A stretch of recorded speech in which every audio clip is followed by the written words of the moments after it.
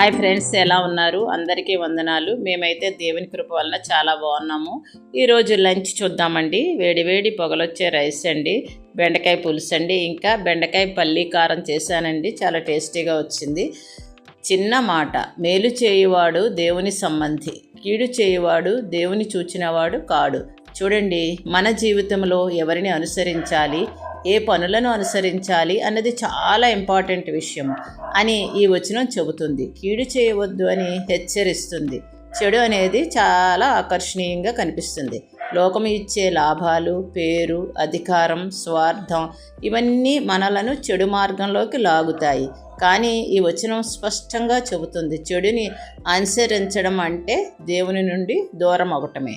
మేలు చేయటం అంటే కేవలము మాటల్లో కాదు, మన ఆలోచనల్లో, మాటల్లో, కార్యాల్లో దేవుని చిత్తాన్ని నెరవేర్చడం. మేలు చేయడం సులభం కాదు, కానీ అది దేవునికి ఇష్టమైన మార్గం. మన జీవితం ద్వారా, మన ప్రవర్తన ద్వారా మనం దేవుని సంబంధులం అవుతాం. లోకానికి కాదు, దేవునిని అనుసరించాలి. వ్యక్తులను కాదు, సత్యాన్ని అనుసరించాలి. సులభమైన మార్గాన్ని కాదు, సరైన మార్గం ఎంచుకోవాలి. ఈ రోజుల్లో చాలామంది చెడ్డదారినే ఎన్నుకుంటారు.